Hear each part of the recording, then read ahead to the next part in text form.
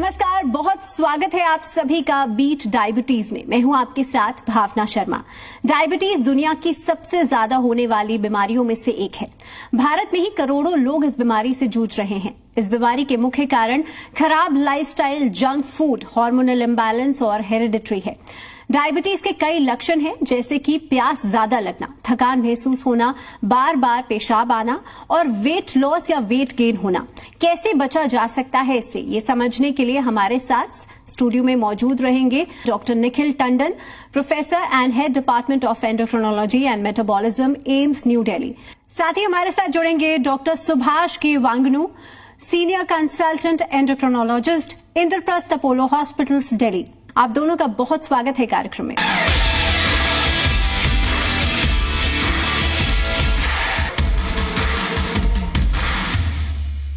Doctor Nikhil Tandon, सबसे पहला सवाल मेरा आपसे रहेगा। रीसेंट स्टडीज बताती हैं कि युवाओं में टाइप 2 डायबिटीज के मामले तेजी से बढ़ रहे हैं। इसमें जेनेटिक प्री डिस्पोजिशन की कितनी भूमिका है और जीवन शैली का कितना योगदान है? ये जो आपने बात करी है ये बिल्कुल सही है। एक जमाने में टाइप 2 डायबिटीज कम उम्र में नहीं होती थी। आजकल अगर हम उस ग्रुप को देखें जिनकी डायबिटीज 25 साल या उससे कम में पहली बारी प्रकट हुई है, तो करीबन एक पांचवा हिस्सा या चौथा हिस्सा उसमें से ऐसे जिनको टाइप 2 डायबिटीज निकलती है। अब जहां तक सवाल रहा है कारण क्या है, देखिए जीन्स में ना परिवर्तन इतनी जल्दी होता नहीं। तो अगर 20, 25, 30 साल पहले बीमारी इतना ज्यादा संख्या में नहीं थी और अब हो रही है, तो ये अनलाइकली है कि केवल जीन्स के कारण नहीं होगी, क्योंकि जेनेटिक चेंजेस मतलब हजारों साल में होते हैं। ये जरूर हो सकता है कि हमारे पास ऐसी जीन्स थी जो एनवायरमेंटल कंडीशंस के साथ इंटरैक्ट करके वो दूसरे किस्म से प्रकट हो रही हो। लेकिन इसका अर्थ प्राइमरीली ये है कि हमारी जीवन शैली, हमारे खान पान, हमारे रोजमर्रे का जीवन में अंतर आने के वजह से ही ये जो संख्या है इसमें बढ़त आ रही है। जेनेटिक बैकग्राउंड अंडरलाइंग हो सकता है, लेकिन केवल उसी के कारण ये जो बदलाव आया है, केवल उसी के कारण नहीं हो सकता। डॉक्टर सुभाष, मेरा अगला सवाल आपसे रहेगा। कई युवा डायबिटीज से पीड़ित होते हुए भी सालों तक इसका पता नहीं लगा पाते, क्योंकि शुरुआती लक्षण हल्के या इनविजिबल हो सकते हैं। सबसे शुरुआती संकेत कौन से हैं और क्या नियमित जांच आवश्यक है, भले ही व्यक्ति स्वस्थ महसूस करे? यस, ये जो आपने क्वेश्चन पूछा है कि अक्सर हम ये देखते हैं कि जो डायबिटीज का पता चलता है इवन इन यंग एज, उनमें कोई सिम्टम्स या लक्षण नहीं दिखाए देते हैं। और अनफॉर्चुनेटली पूरी दुनिया में हमारे यहाँ ऐसा कोई गाइडलाइंस नहीं बनी है जिसको हम बोलते हैं स्क्रीनिंग प्रोग्राम, कि हम हर एक आदमी को स्क्रीन करें कि उसको डायबिटीज है कि नहीं। लेकिन फिर भी ये देखा जाता है कि अक्सर जो शुगर का पता चलता है, या तो लोग इंश्योरेंस के लिए हेल्थ चेकअप कराते हैं, या जॉब के लिए हेल्थ चेकअप कराते हैं, या हेल्थ कम जहाँ लगते हैं वहाँ पर जाकर अपना शुगर चेक कराते हैं। तो ये देखा जाता है कि इंसिडेंटल अचानक जब वो चेकअप कराने जाते हैं उनको पता चलता है कि उनको शुगर है, जबकि उनको कोई लक्षण शुगर के नहीं थे। तो आइडियली हम कहते हैं अगर आप में कुछ ऐसे रिस्क फैक्टर हैं, जैसे कि आपका जो वजन है वो थोड़ा हाई है, मोटापेपन की तरह है, आपके परिवार में किसी को शुगर है, आपका जो पेट का जो वेस्ट जो है उसकी जो सर्कमफ्रेंस 90 सेंटीमीटर के ऊपर है अगर आप मेल हैं, 80 सेंटीमीटर के ऊपर अगर आप फीमेल हैं, या आप फिजिकल एक्टिविटी नहीं करते हैं, स्मोकिंग या अल्कोहल का सेवन करते हैं, तो ऐसे लोगों को अपना एक एनुअल चेकअप हर साल कराना चाहिए, जिससे उनको ये पता चले कि सिम्टम लक्षण ना होने के बावजूद भी उनको डायबिटीज हो सकती है। That is number 1। नंबर 2, अगर जो अनएक्सप्लेन, जिसका कि हम कोई एक्सप्लेनेशन ना दें, वो वीकनेस अच्छा खाने के बावजूद भी हो रहा है, तो उन लोगों को ये हम कहते हैं कि अपनी जांच करा लीजिए कि आपको शुगर तो नहीं है। ये एक ऐसा लक्षण है कि जिसको लोग अक्सर इग्नोर कर देते हैं, स्ट्रेस है उसको। सिमिलरली आप बार बार यूरिनेशन के लिए जाते हैं, आपको स्किन इन्फेक्शन हो जाते हैं, आपको जेनेटल इन्फेक्शन हो जाते हैं, फिर फर्स्ट जो चेकअप होता है वो शुगर का करना पड़ता है, जिससे कि हम पता लगा सके कि हाँ आपको डायबिटीज हुई है कि नहीं। डॉक्टर निखिल, अगला सवाल आपसे, युवाओं में डायबिटीज के अर्ली साइंस क्या हैं या सिम्टम्स क्या हो सकते हैं? देखिए, डायबिटीज के जो साइंस होते हैं वो उस पे निर्भर है कि कितनी जल्दी और कितनी मात्रा में शुगर बढ़ती है शरीर के अंदर। ठीक है, टाइप 2 डायबिटीज, जिसके बारे में पहले, क्योंकि आपका पहला प्रश्न उससे संबंधित था, टाइप 2 डायबिटीज आम तौर पे मतलब धीरे धीरे धीरे जाके प्रकट होती है हर पॉपुलेशन में और हर एज ग्रुप में। इसलिए टाइप 2 डायबिटीज में ये भी सिचुएशन हो सकती है कि हम किसी के घर जाएं, उनका टेस्ट करें और पता लगे कि उनको शुगर बढ़ी हुई है, लेकिन उन्हें कोई भी सिम्टम ना हो। टाइप 2 डायबिटीज जो यंगर एज ग्रुप में होती है उसमें सिम्टम्स होने की संभावना लेकिन ज्यादा होती है। ऐसा होता है कि क्योंकि हो सकता है कि वहां शुगर जो बढ़ी है या शुगर जिस रफ्तार से बढ़ी है वो अडल्ट या ओल्डर एज ग्रुप में जो टाइप 2 डायबिटीज होती है उससे अलग होती है। टाइप 1 डायबिटीज में तो ये इनवेरिएबली प्रकट होती है, साइलेंट टाइप 1 डायबिटीज नहीं होती है। तो टाइप 1 डायबिटीज और अधिकतर पेशेंट जो type 2 diabetes younger age group में है उनमें जो सिम्टम्स होते हैं वो काफी हद तक कॉमन हो सकते हैं। और वो सिम्टम्स इसलिए होते हैं कि शरीर में शुगर की मात्रा बढ़ी होती है। शरीर एक तरफ से प्रयास करता है खून में जो रक्तचाप में शुगर होती है उसको कम करने की, तो वो कैसे बाहर निकालेगी शुगर? वो पेशाब के रास्ते निकालेगी। पेशाब बनाने के लिए हमें पानी चाहिए, तो पेशाब की मात्रा बढ़ती है, पेशाब के जरिए हमारा शुगर शरीर से बाहर जाता है।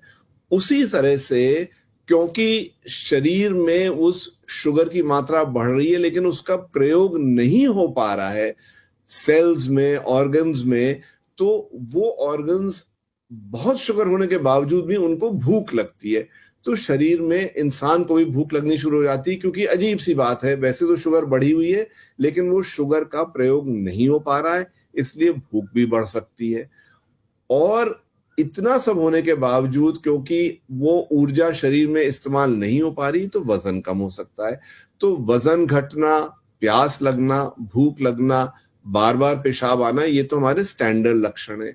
उसी प्रकार से और लक्षण भी होते हैं, जैसे इन्फेक्शंस हो जाना है, क्योंकि जो हमारे शरीर में व्हाइट सेल्स होते हैं उनका इन्फेक्शन से लड़ने की क्षमता में गिरावट आ जाती है। अनफॉर्चुनेटली टाइप 2 डायबिटीज में एक और प्रॉब्लम जो हो सकती है कि कई सालों तक लक्षण ना होने की वजह से वो अंदर ही अंदर चलती रहती है, और जो कॉम्प्लिकेशंस होते हैं, कई बार ये पहली बारी डायबिटीज जब प्रकट होती तब तक कॉम्प्लिकेशंस भी हो सकते हैं, जो हमारी छोटी छोटी ब्लड वेसल्स में हो सकते हैं, जिसकी वजह से आंख की रोशनी पे या गुर्दे पे असर पड़ सकता है, या फिर कभी कभार दिल का दौरा या आपको फालिस भी पड़ सकती है। बट ये रेयर है, लेकिन टाइप 2 डायबिटीज में ये जरूर हो सकता है कि हमें पता ही नहीं लगा हमारी शुगर बढ़ी थी और सीधे ही ये कॉम्प्लिकेशन है, जटिलताओं से हमारा पहली बारी हम मेडिकल अटेंशन को हम पहुंचते हैं। तो डॉक्टर सुभाष, हमने सिम्टम्स की बात कर ली है। इसके अलावा क्योंकि डायबिटीज को हम एक लाइफस्टाइल डिसऑर्डर की तरह भी देखते हैं, ऐसे में तनाव, नींद की कमी और अनहेल्दी डाइट डायबिटीज के रिस्क को कैसे बढ़ा सकते हैं? आजकल की युवा पीढ़ी जो है, अगर अल्ट्रा प्रोसेस्ड फूड का जो ज्यादा इस्तेमाल करते हैं, अब हम ये कहेंगे अल्ट्रा प्रोसेस्ड फूड का क्या मतलब हुआ? अल्ट्रा प्रोसेस्ड फूड होता है जो कि पैकेज्ड, जैसे कि आपको चिप्स हो गए, ये नेचोस हो गए, जो पैकेज फूड होते हैं they are ultra processed. Frozen meat हो गया, फ्रोजन जितने भी फ्रोजन वेजिटेबल्स होते हैं, अल्ट्रा प्रोसेस्ड फूड। इसमें क्या होता है कि इसमें जो कैलोरीज हैं वो इतनी होती है कि जिसका आपको पता नहीं चल सकता है।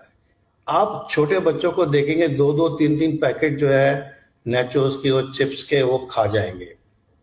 तो इतने सारे अल्ट्रा प्रोसेस्ड फूड को लोगों को कहना चाहिए नहीं खाएं, क्योंकि ये बाहर से दिखाई नहीं देता है लेकिन अगर आप उनका फूड लेवल पढ़ेंगे आपको पता चलेगा कि इसमें कितनी कैलोरीज है। नंबर 2, लोग आजकल बहुत एनर्जी ड्रिंक्स लेते हैं, उसमें भी हिडन कैलोरीज होती हैं।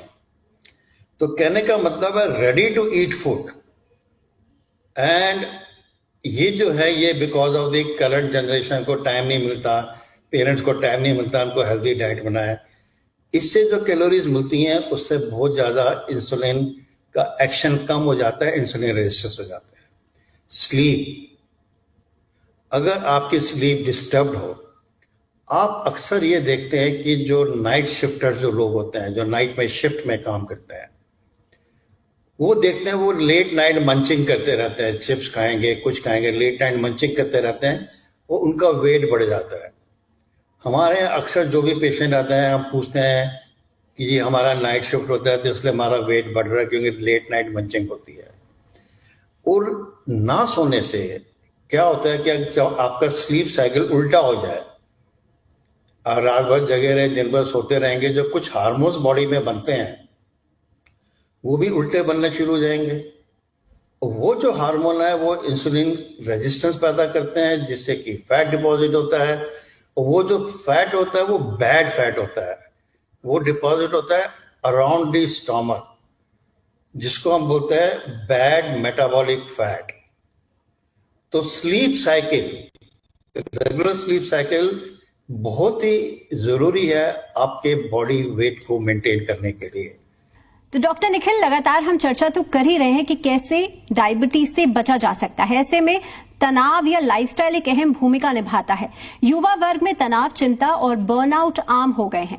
लंबे समय तक तनाव इंसुलिन रेजिस्टेंस को कैसे प्रभावित करता है? क्या मेंटल हेल्थ को रिड्यूस करने से डायबिटीज का खतरा कम हो सकता है? आप क्या स्ट्रैटेजीज रिकमेंड करेंगे? देखिए, हम नॉर्मली ना स्ट्रेस फिजिकल भी हो सकता है, स्ट्रेस मेंटल भी हो सकता है। किसी प्रकार के स्ट्रेस से डायबिटीज की प्रवृत्ति बढ़ने की संभावना रहती है, उसमें कोई संदेह की बात नहीं है। प्रॉब्लम स्ट्रेस के साथ ये है कि हम बहुत सारी चीजें नाप सकते हैं, हम खाने की मात्रा नाप सकते हैं, हम व्यायाम की मात्रा नाप सकते हैं, हम स्ट्रेस नापने में हम अभी भी असफल रहते हैं। इसलिए रिलेशनशिप जो है स्ट्रेस की डायबिटीज से कई बारी हमें जो उसको ऑब्जेक्टिवली मेजर करने में दिक्कत आती है उसमें। लेकिन कोई संदेह नहीं है कि स्ट्रेस किसी भी प्रकार का होगा, उसमें हमारी जितने नॉन कम्युनिकेबल डिजीजेस हैं, चाहे वो डायबिटीज हुई, चाहे वो हाइपरटेंशन है, उसकी संभावना बढ़ सकती है।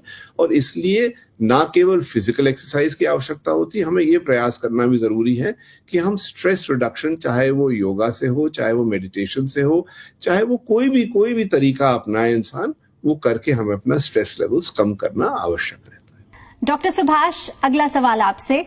खान पान जो है वो एक अहम भूमिका निभाता है किसी भी लाइफस्टाइल डिसऑर्डर को ओवरकम करने में। फास्ट फूड, एनर्जी ड्रिंक्स और इररेगुलर स्लीप युवा जीवन शैली का हिस्सा बन चुके हैं। अल्ट्रा प्रोसेस्ड फूड और नींद की कमी कैसे साथ मिलकर डायबिटीज के खतरे को बढ़ाते हैं, ये आपसे जानना चाहूंगी। इनमें जो प्रॉब्लम ये है कि इनके अंदर कैफीन होता है और कैफीन एडिक्टिव होता है। तो एक बार कोई एनर्जी ड्रिंक लेना शुरू करे, वो लेता रहेगा, जिसके कारण उसको इसका एडिक्शन हो जाएगा। और ये जो कैलोरीज ज़्यादा देते हैं, ये कोई बेनिफिशियल अच्छी कैलोरीज नहीं है, ये एम्प्टी कैलोरीज है। एम्प्टी कैलोरीज का मतलब है खामखा आपके शरीर के अंदर कैलोरीज को बढ़ाते हैं और आपके बॉडी के मेटाबॉलिज्म को डिस्टर्ब करके इंसुलिन के एक्शन को भी इम्पेयर करते हैं, जिसके कारण आपको डायबिटीज होने की संभावना रहती है। स्लीप का भी जैसा मैंने बताया, कहते हैं कि 8 घंटे की स्लीप, लेकिन उसका टाइमिंग होना चाहिए 10 से 6 बजे तक। और 6 घंटे की स्लीप अगर आप 50 ईयर्स के ऊपर हैं। लेकिन अगर इस टाइमिंग से आप डिविएट करते हैं, रात के 2 बजे सोते हैं और सुबह 10 बजे उठते हैं, 8 घंटे की तो नींद ले ली, लेकिन मॉर्निंग में हार्मोन निकलते हैं, उनका बॉडी की सेहत से बहुत गहरा संबंध है। इसलिए स्लीप जो है बहुत इंपॉर्टेंट है, proper sleep at proper time. Doctor Nikhil Tandon, अगला सवाल आपसे रहेगा। कई युवा ये मानते हैं कि पूरे सप्ताह बैठकर काम करने की भरपाई वे वीकेंड में इंटेंस वर्कआउट से कर सकते हैं। क्या ये डायबिटीज की रोकथाम के लिए प्रभावी रणनीति है या डेली मूवमेंट अधिक इंपॉर्टेंट है? डायबिटीज एक ऐसी चीज है जिसमें मॉडरेशन और रेगुलरिटी हमारे कीवर्ड्स हैं। हम 5 दिन कुछ ना करें और 2 दिन हम 5 दिन का काम कर लें, या हम 2 दिन कुछ करें और 5 दिन हम नहीं करें, मतलब ये इस तरह, this is not a good strategy. I understand feasibility की वजह से लोग ऐसा करते हैं, लेकिन anything which should be done moderation में करी जाए और उसे रेगुलरली की जाए। आप खुद ही सोचिए कि अगर मैं शुगर के लिए दवाई खा रहा हूं तो किसी दिन तो मैंने बहुत एक्सरसाइज कर ली तो मेरी शुगर उस दिन लो हो सकती है। जो दिन मैंने दवाई खाई लेकिन एक्सरसाइज नहीं करी, वही दवाई के बावजूद मेरी शुगर बढ़ी रह सकती है। इसलिए डिसिप्लिन, रेगुलरिटी एंड मॉडरेशन हमारे लिए आवश्यक है। डॉक्टर सुभाष, हमने वर्कआउट्स की बात भी की है। बहुत से लोग मानते हैं कि एक बार डायबिटीज हो जाए तो जीवन भर इसका सामना करना पड़ता है। क्या युवा डायबिटीज को पूरी तरह से रिवर्स कर सकते हैं यदि वे अग्रेसिव लाइफस्टाइल अपनाएं तो? ये सेंटेंस पूरी तरीके से ठीक नहीं है। मैं कहना चाहूंगा कि आप रिवर्सल नाम ना लेकर रेमिशन का नाम लीजिए। यस, एग्रेसिव लाइफस्टाइल से, डाइट एंड एक्सरसाइज से अपने आप डायबिटीज का रेमिट कर सकते हैं। रेमिट का मतलब है जब तक आप एक्सरसाइज और डाइट कर रहे हैं तब तक आपकी शुगर नॉर्मल रहेगी, आपको दवाई की जरूरत नहीं रहेगी। लेकिन जहां आपने एक्सरसाइज छोड़ी वो फिर से डायबिटीज होने का चांस रहता है। तो कहने का मतलब है डायबिटीज का कोई क्योर नहीं है, रिवर्सल नहीं है, बट अपनी लाइफस्टाइल से आप इसको रिवर्स नहीं, रेमिशन में ला सकते हैं, जो कि एक बहुत इंपॉर्टेंट चीज है। डॉक्टर निखिल टंडन, डायबिटीज लंबे समय तक स्वास्थ्य को कैसे प्रभावित करता है और अर्ली अवेयरनेस क्यों इंपॉर्टेंट है ताकि हम खास लाइफस्टाइल अपना सकें? तो टाइप 2 डायबिटीज, यानी मैंने जिक्र किया था, साइलेंट हो सकती है, क्योंकि आवश्यक नहीं कि शुगर इतनी बढ़ जाए कि हमें उसके सब लक्षण महसूस हो जाए। प्रॉब्लम इससे होती है कि अंदर ही अंदर इसके दुष्प्रभाव आते रहते हैं और इसकी वजह से कॉम्प्लिकेशंस आ सकते हैं। वो कॉम्प्लिकेशंस जो हमें वैस्कुलर कॉम्प्लिकेशन होते हैं वो स्मॉल ब्लड वेसल्स पे भी हो सकते हैं और लार्ज ब्लड वेसल्स के जरिए भी हो सकते हैं। और ये कॉम्प्लिकेशंस आज की तारीख में हम अधिकतर इरिवर्सिबल होते हैं। इसका मतलब है जो जटिलता आ गई होती है उसको रिवर्स नहीं हम कर पाते, उसको आगे बढ़ने से हमारे रोकने का प्रयास हम कर सकते हैं। ये जो कॉम्प्लिकेशंस हैं वो आंख के जो रेटिना, आंख का जो पर्दा है, उस पे असर कर सकता है, जिससे आंख की रोशनी पे असर आ सकता है। गुर्दे पे आ सकता है, जिससे हमारे गुर्दे से प्रोटीन निकल सकता है, गुर्दे का फेलियर हो सकता है। नर्व पे हो सकता है, ये तो छोटी वेसल्स से हो गया। और बड़ी वेसल्स वो हैं जो हमारे हार्ट को जाएंगी, जिससे हार्ट अटैक हो सकता है, हमारी ब्रेन को जाएंगी जिससे स्ट्रोक हो सकता है, और हमारे जैसे हाथ और पैरों की ब्लड वेसल्स में जा सकता है जिसमें पैरों में अल्सर और गैंग्रीन होने की संभावना रहती है। तो लॉन्ग टर्म साइड इफेक्ट्स बहुत सिग्निफिकेंट होते हैं। इसलिए डायबिटीज पकड़ी जानी चाहिए और उसको कंट्रोल में रखना चाहिए ताकि ये लॉन्ग टर्म साइड इफेक्ट्स ना आए। डॉक्टर सुभाष, अगला सवाल आपसे रहेगा। युवा अक्सर स्मूदीज, ग्रैनोला बार्स और प्रोटीन शेक्स को हेल्दी मानते हैं, लेकिन इनमें छुपी हुई शक्कर बहुत ज्यादा होती है। हेल्दी फूड दिखने वाले उत्पादों में सबसे ज्यादा दोषी कौन है और लोग मिसलीडिंग लेबल्स को कैसे पहचान सकते हैं? जैसे ग्रेनोला बार जो होते हैं ना, जिसको कि हम कहते हैं, उसमें ग्रेन बार्स होते हैं। और जो स्मूदीज आपने बताया, स्मूदीज लोग बनाते हैं, जैसे कि स्ट्रॉबेरी की स्मूदीज बना दी, बनाना की स्मूदीज बना दी, एप्पल स्मूदी बना दी। लेकिन प्रॉब्लम क्या है कि स्मूदी बनाते समय वो उसमें या तो थोड़ा बहुत हनी डाल देंगे या मैपल सिरप डाल देंगे, जो कि एक प्रकार से आपको स्वीटनेस का मजा देगा। लेकिन इनको डालने से जो इसकी जो कैलोरीज है बहुत बढ़ जाती है। और जैसा कि मैंने पहले बताया, स्मूदीज ना बना करके अगर वो फूड आप वैसे ही खाएं, उसमें इतनी कैलोरीज नहीं मिलेगी जितना कि स्मूदीज में डालकर आप पिएंगे। उससे इनकी कैलोरीज की मात्रा बहुत बढ़ जाएगी, क्योंकि एक तो क्रश होकर उसके अंदर का जो नेचुरल शुगर है वो मिल्क में मिल जाएगा, उसकी कैलोरीज बढ़ जाएगी। थोड़ा मिल्क की कैलोरीज आ जाएगी, थोड़ा बहुत Honey, maple syrup, artificial sweetness की कैलोरीज आ जाएगी। इसको हम बोलते हैं कि अननेसेसरी यूजफुल नहीं, एम्प्टी कैलोरीज आप जो है अपने शरीर में ले रहे हैं, जो कि आपको जो है अननेसेसरी आपका मेटाबॉलिज्म डिस्टर्ब करके आपका वेट बढ़ाएगा। डॉक्टर निखिल टंडन, डायबिटीज के अर्ली डिटेक्शन और मैनेजमेंट में टेक्नोलॉजी कैसे सहायक हो सकती है, क्योंकि आज का जमाना टेक्नोलॉजी का ही है? देखिए, सबसे पहले तो टेक्नोलॉजी से अवेयरनेस आएगी। आजकल सोशल मीडिया हुआ, टेक्नोलॉजी के और सो अगर हमें मालूम ही नहीं ऐसी बीमारी क्या है और उसके लिए क्या करना है, तो एज एन इंडिविजुअल हम कभी प्रयास ही नहीं करेंगे। तो एक तो technology as a source of education and information. Second thing is हमें नियमित रूप से जो टेस्ट करना है, तो हेल्थ सिस्टम की जो टेक्नोलॉजी है कि इस हेल्थ सिस्टम में हमारे अब आजकल द नेशनल प्रोग्राम है, उसका पोर्टल है, उस पोर्टल में जो इंफॉर्मेशन जाती है वो आपके हर level of health care worker पे जाती है। सरकार ने universal screening above the age of 30 का प्रबंध किया है। वो टेक्नोलॉजी पे काफी हद तक निर्भर है, क्योंकि वो इंसान को पहुंचाती है हेल्थ सिस्टम तक। अगर इंसान नहीं पहुंचता है तो हेल्थ सिस्टम वहां तक पहुंचता है। तीसरा ऑफ कोर्स है टेक्नोलॉजी से ब्लड शुगर का टेस्ट करना, घर में जो वेरिएशंस हैं वो कंटिन्यूअस ग्लूकोज मॉनिटरिंग सिस्टम्स जो सेंसर होते हैं उसका प्रयोग करना, इंसुलिन डिलीवरी के लिए जो डिवाइसेस होते हैं, चाहे वो सिरिंजेस हो, चाहे वो पंप्स हो, चाहे वो पेन्स हो, उसी प्रकार मॉनिटरिंग के और सारे साधन हैं। एंड जो सॉफ्टवेयर बने, जो एल्गोरिथम्स बने, जिसके जरिए ना केवल ये इंफॉर्मेशन यूज करी जा सकती बल्कि इससे इंसान को फीडबैक मिलता है। सो टेक्नोलॉजी एक काफी सेंट्रल रोल प्ले करती है, ना केवल डिटेक्शन में, मॉनिटरिंग में और कंट्रोल में। डॉक्टर सुभाष वांगनू, दर्शकों के लिए आपका अंतिम संदेश क्या होगा? जो मैं अपने व्यूअर्स और लिसनर्स को एडवाइस देना चाहता हूं कि एक जो आप खाना खाते हैं, eat well. Well means healthy foods. Eat slowly, chew it properly. थोड़ा थोड़ा करके थोड़े थोड़े इंटरवल पर खाना खाइए। कार्ब, प्रोटीन और फैट का एक रेशियो को मेंटेन करके रखिए। ऑयल का कंजप्शन, जो सैचुरेटेड फैट है, उसको कम करिए। ऑयल की क्वांटिटी को 10% कम कर लीजिए, जितना आजकल आप यूज करते हैं। एक्सरसाइज, व्यायाम को रेगुलर करिए। And have a good sleep of at least 6 to 8 hours। तो ये कहूंगा 4 पिलर्स हैं: eat well, sleep well, exercise well, and don't take stress, and don't smoke or don't take alcohol. Diabetes पर इस खास चर्चा के लिए आपका बहुत बहुत शुक्रिया। हर बीमारी के इलाज की शुरुआत सही जानकारी से ही होती है। डायबिटीज से जुड़ी कई अहम जानकारियां आपने हमारे दर्शकों को दी।